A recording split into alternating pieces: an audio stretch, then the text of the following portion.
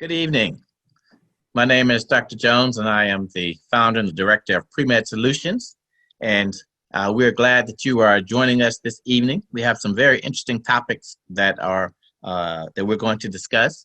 For those of you that are joining us for the first time, Pre-Med Solutions is our comprehensive mentoring and advising service where we try to help underrepresented minority students get into medical school.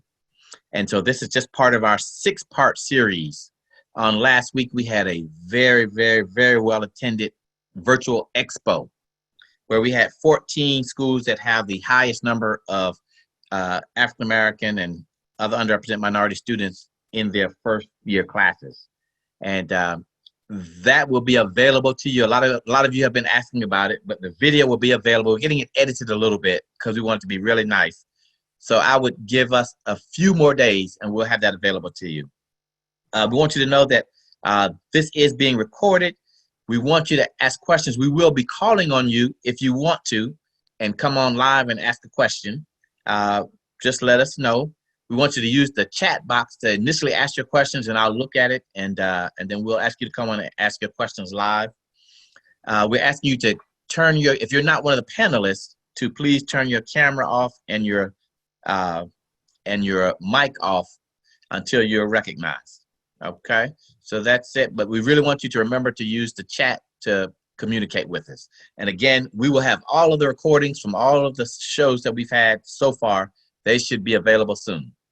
All right, so up first, we have Dr. Smitherman, and I'm going to let him introduce himself. And thank you so much, Dr. Smitherman. This is Dr. Smitherman's second visit with us, and we're glad to have you back. Okay, well, thank you. My name is Herb Smitherman. I am an internist by training. I've been practicing now for 33 years at Wayne State University. I'm a faculty member there. I am Vice Dean of Diversity and Inclusion and Community Affairs, which means my job is to make sure we get the best underrepresented candidates in the country at our medical school. That's Wayne State Medical School. So first, I want to make sure that everyone knows we welcome your applications. We're always privileged to have them. And so my job is to help both students around the country make sure their applications are the best foot forward and to help them and facilitate getting them get their application in and appropriately evaluated for medical school. Now, Dr. Jones, is there a particular topic you'd like me to talk about per se? Yeah, just your overall approach, the overall approach that the students should take to choosing a medical school. You know, is it a cultural fit for them? You know, right. Whether or not they live in state, some of the choices, some of the reasons why someone should pick one school over the other. Okay, so that's an excellent topic. It's very, very important. One of the first things I would recommend to students is they need to look at each medical school's mission statement. Most of the time, the medical school is trying to align the candidate with its mission. We look for fit. The brand of Wayne State University is Urban Clinical Excellence. We are looking for students from around the country who want to practice in either urban or rural areas, but we are located in Detroit, Michigan. It is a significant underrepresented minority community. We are 80% African American. We're about 7% Hispanic. Right now, we're about 10% European American. So this is a minority majority city. And we have all the challenges that any urban center has. So we're looking for kids who are interested in an urban setting, in practicing urban medicine, and learning how to be an excellent urban physician. So when you are applying to our medical school, it's important for what we look for is people who have had experience in underrepresented communities, people who understand the impact of health disparities and social determinants of health, and what those experiences experiences in our patient population and how those experiences impact their health. I think the other thing is that we're looking for, what any work experience, healthcare experience, research experience, any volunteering that you've done, additional classes. But it's important to talk about how these experiences enhance your interest in medicine. So if it doesn't matter where you work, I don't care if you worked at Foot Locker, but you need to talk about how whatever that experience is helped you develop an interest in medicine. We don't have a minimum MCAT. We're holistic.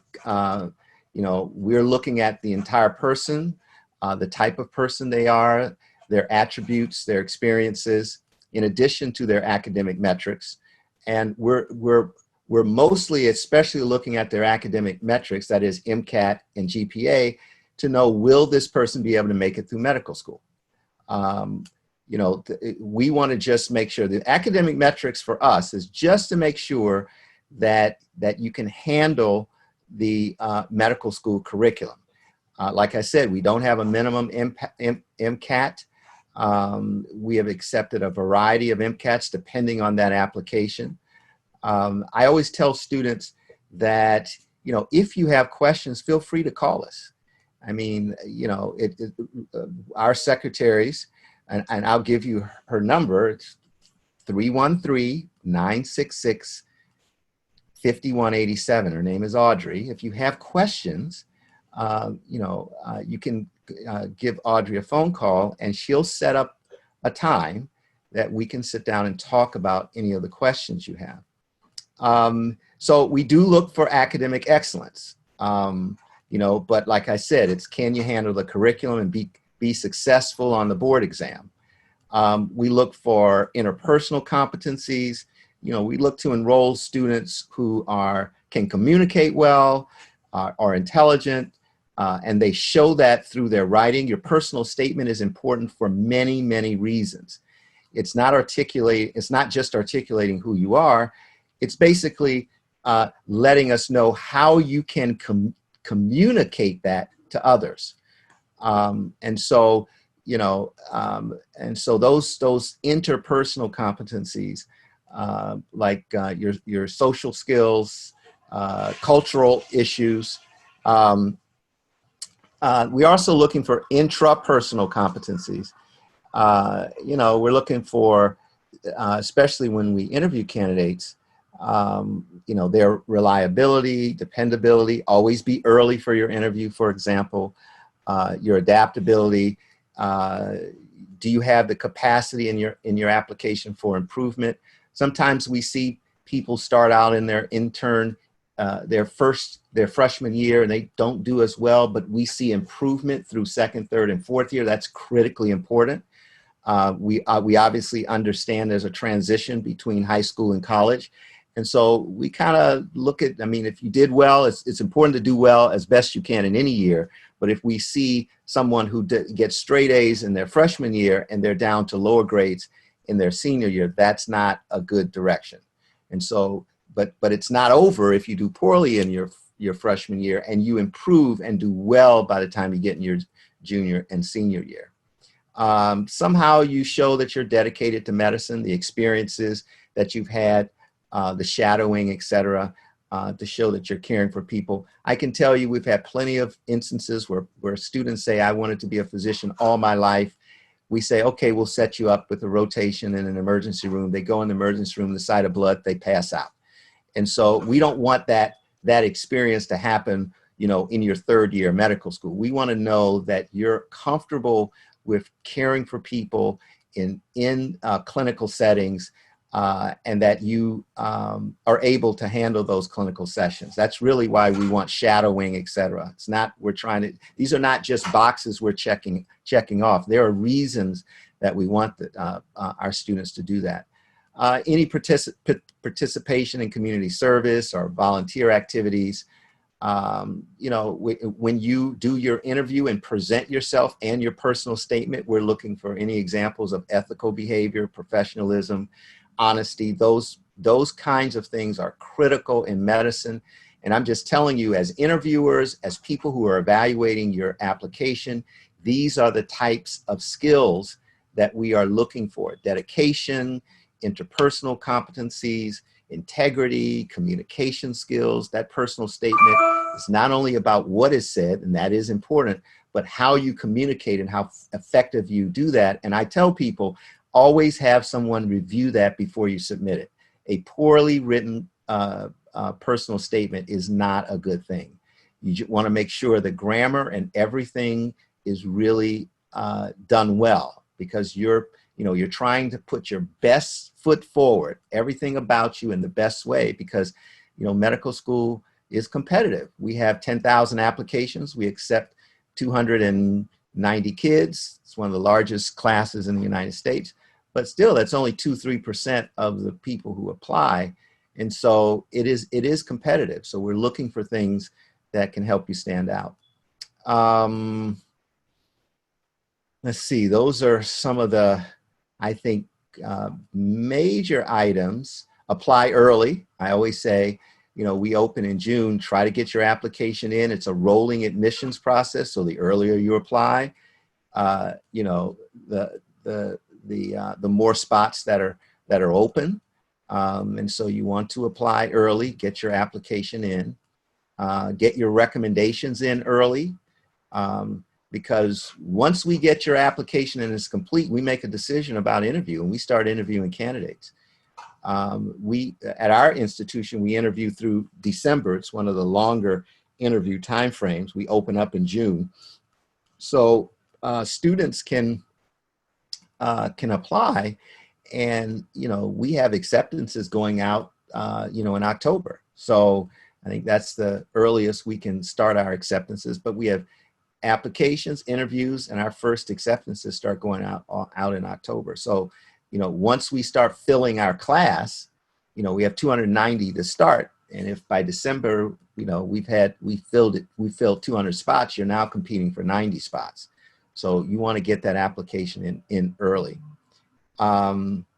Anything you've done unique, it doesn't matter what it is. I was at a hotel restaurant right before the pandemic, and a lady started screaming, and her child was floating in the swimming pool. And we dived in, and we did CPR and saved this kid's life. I mean, there are a lot of things that you might have done in your life, and talk about some of those things and the uniqueness of it and what it meant to you, etc. Let's see, Dr. Jones. I can talk about. Can you tell us where you went to medical school, and why did you choose that school over some of the other places that you interviewed, and what should the students be looking for in other schools? Right. Good question. I interviewed. I applied. I'm sorry. Broadly. I went to Northwestern University right outside Chicago for undergrad. But I applied, I got my application in on the first day, and I got a call from University of Cincinnati. I'm from Cincinnati. They interviewed me, and I was accepted in early October at University of Cincinnati, and I basically stopped interviewing. I went to University of Cincinnati because I was from Cincinnati. The tuition rate was in-state tuition, so it was much, the expense was much less than going out of state, and I could live at home. At least for the first 2 years, I lived at home, and then I got my own apartment after a while. But I always tell people it kind of matters where you get your MBA. Harvard is different from an online, Phoenix MBA or a law degree. Medical school's a lot different. Doesn't really matter. MD is MD is MD, or DO is DO is DO. What you want to do is get in. You want to make sure the expenses are such that you aren't broke coming out, and you want to apply for any types of scholarships. You never know. There are lots of, at our institution, we have endowments. So people come in and say, I'm going to give $100,000, and off of that corpus, meaning off of that $100,000 every year, puts off 4.5%. and I'm going to give it to a medical student who's interested in issues in the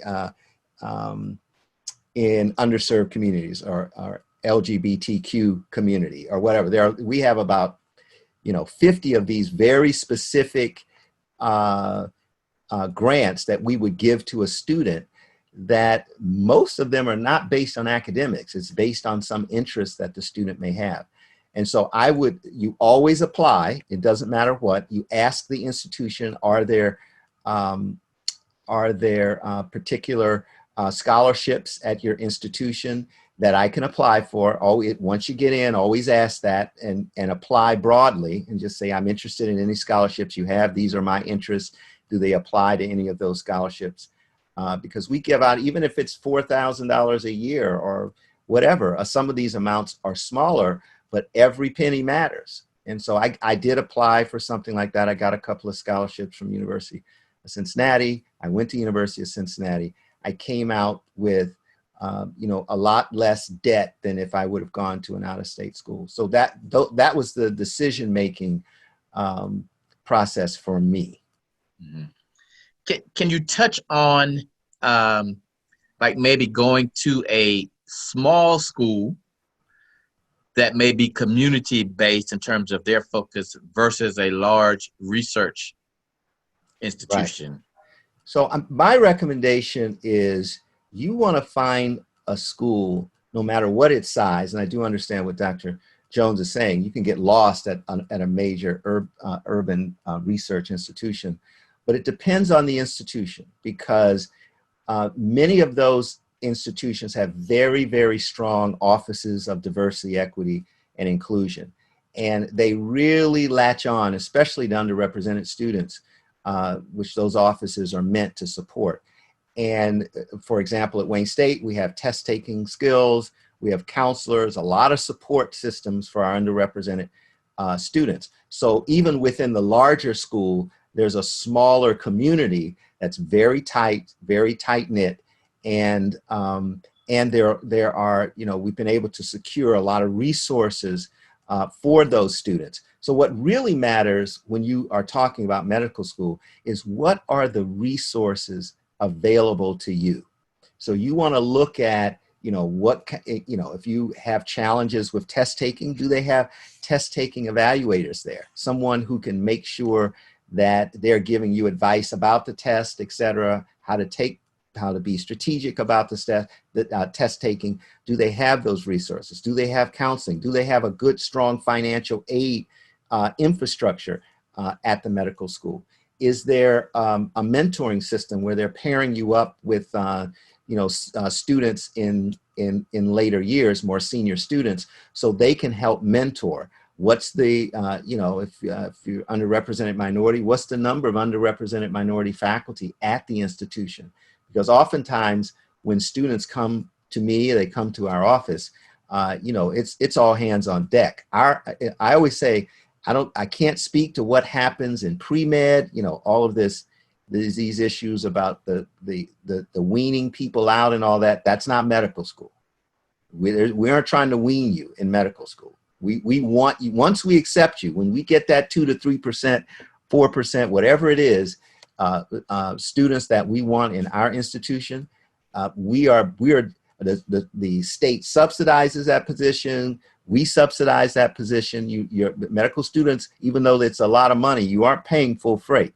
So we want you to succeed, period. This is not a wean out session. We want everybody coming in to get out, and to get out successfully. So you want to make sure that the resources at that institution are there to make sure that happens. That's the research you want to do in choosing the medical school that you want to go to.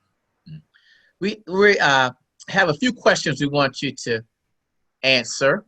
Okay. And this one, and we're going to let them come on live and ask the question for Woodliff Bayard. And we've had a lot of questions to come up about COVID and how institutions are handling COVID through the application process, through the actual matriculation. And Woodliff has a question concerning that. But if you could discuss that a little bit more. So Whitliff, are you available? You want to come on live and ask your question? Yeah, sure. Thank you, Doctor. Dr. Smith, I was wondering if during COVID, does tele-shadowing count? Yes. Any interaction you have, because what you're trying to communicate to us, let me just give the bigger picture. You're trying to communicate to the admissions committee, essentially, that you understand what you're getting involved in. That's what you're trying to communicate. And that's what we want to know. I want to know, have you had enough experience in medicine that you understand the occupation at some level that you're getting involved with, and that you're not just doing it because, you know, your parents want you to do it, or friends want you to do it, or some other entity is pushing you to do it. We want to know that you want to do it and that you're comfortable with what you're doing and you have some exposure to it so you understand what you're doing. So the answer to your question is any experience. We understand that there is COVID. We understand that it is now becoming limited with respect to shadowing because of there has been limited PPE in the country. Less providers are less willing to have the shadowing because there's more risk for the students, especially for students who are not required to be there. You know, you're a pre-med. But at our institution, we're accepting those students. They come in, we give them lab coats, we give them gloves, and we give them mask, and they shadow me. But they have to be, they have to be in appropriate attire and appropriate PPE. So we are doing that. I can't speak to other institutions, but that is, I just had a high school student, a student that's going into their 12th grade year, very interested in medicine, interviewed over the phone, wanted to do a half a day a week. He's working during the summer, just wanted some exposure to medicine, what it's like. And he was one of the many students who shadowed me. So, and we PPE'd him up and he was there. So we have every level from usually I don't really go below really 11th grade. So mostly people are transitioning to their senior year, college, and above. We're almost out of time for this segment, but I do want to ask you just briefly, Wayne State, are you doing interviews in person or remote? Remote. So, okay. And it's actually, I thought it was going to be, a little problematic, but it's actually extraordinarily efficient. Now, you can't do the nonverbals as well, et cetera. You like to do that. But, it used to take a long time to do an interview because I have to leave my clinic. I have to go to another building. I usually have to drive there. People are waiting. You're waiting for the interviews. Now it's just virtual. I can do, many interviews in a very short period of time. And so we are doing it virtually. Yes. And what about the students have so much angst and uncomfortable about having to have pass-fail classes and online classes? How's your admissions committee looking at those types of things? So, we're transitioning right now. Our first, other than our clinical skills, some of our gross anatomy, and our simulation centers, other than those classes, we are remote. And so, I mean, they're undergrad classes when they apply and they've had to take pass-fail classes had to take classes online. How would the admissions committee look at those? Well, first of all, there are usually enough grades that we can assess. And so it's not as if their entire freshman through senior year is pass fail. So we kind of get the picture. It's not that difficult. They may have, 20% pass fail. That doesn't bother us. You have an MCAT score. You have literal grades in science classes. We know based on a lot of experience whether you're going to make it through the curriculum, which is really what we're evaluating. So once we make that decision, I don't care pass, fail, or whatever, you have enough grades for us to make that decision. We really move off the metrics. The metrics are gone now. You've done what you needed to do there. We're now evaluating the person. What is this? What is this? What is the humanity? What are the compassion? The kinds of experiences, the personal attributes of this person. We're looking for you as a human being, because I can tell you, as a physician, we feel extraordinarily responsible for the next generation of physicians. We do not want to have people coming into our practice of medicine, and be a Charles Manson. I got to stop doing that, because one time I did that and the student looked at me in a blank face. So I'm getting kind of old. They don't even know who this person was. They have no idea who that is. No, that is. But these are just people that we want to make sure that you are essentially a vernacular way of saying it's just that you're a good person. And once I can take good people and make them into great physicians. Right. It's hard to take a person who doesn't have compassion, who is not really supportive of humanity, does not have that humanity in them, and make them into anything looking like a good physician. So, and we'll take one more question from Paris Kelly. Okay. Paris, would you like to come on and ask your question? This is a question that comes up a lot.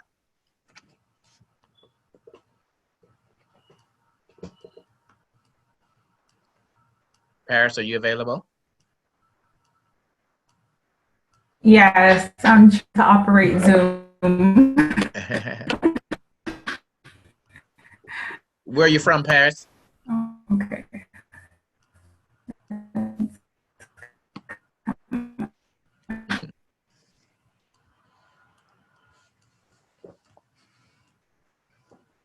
Are you still there?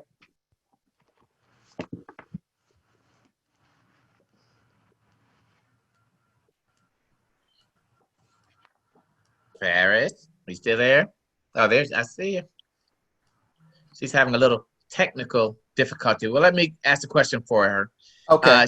She wants to know, how do you view multiple MCAT attempts, with the latest being in the 60th percentile? So I really don't care how many times you took it. That's not my issue. And our admissions committee doesn't really care. What we are looking at is whether there's improvement. So, if you started at the 20th percentile and you ended up at the 60th percentile, that's good. So what it's telling me is that you were not satisfied with your score, and you studied and you wanted to try to do better. There's nothing wrong with that. We're looking for, I really don't care how many you took. I want to know what's the best one, and and you're putting that one forward. So, if you scored in the 90th percentile and some reason you're taking it again and you score in the 20th percentile, that's a problem. But the other way around, I don't really care how many times you take it. I want to know whether you're improving. And when you do your interview, that's one of the things you want to say. Look, I wasn't satisfied with my score, so I went back, I studied hard, I tried to do better. That's tenacity. That's resilience. That's adaptability. That's the capacity to improve. These are the kinds of attributes we're looking for. I want to know that and when it gets hard, you're going to keep plugging through. You ain't stopping, and you're never going to quit quitting. Okay. So that's what I like. We like to see that. All right. Well, thank you very much, okay. Dr. Smitherman. Okay. And I want to reiterate one other thing that you said that not all medical schools do, is in your admissions office that you allow students to call and ask questions. Yeah, some admissions offices are like fortresses, and you can't talk to anyone. So it's I don't talk about the specifics of your application, but general questions like people are asking right now. These are general questions. Mm-hmm. Does it matter how many times you take the MCAT? What's your advice regarding? Now, I'm not going to read your personal statement. I don't want you reading it to me. I don't want to see it, because that's I'd have to recuse myself. But if you're telling me, if you ask me, should I have someone review my personal statement before I submit it? Yes, you should. Those are broad questions. They're not specific about your application. That's what I don't get into. Okay. All right. Well, thank you very much, Dr. Smitherman. Thank you, Dr. Jones. Thank you very much. I appreciate it. Anytime you want to have me come on, just let me, you know how to get me. I'll be on. Yeah. Okay. I know how to find you, and we will be Okay. calling on you. Okay. Thank you again sir. so much. Okay. Bye-bye.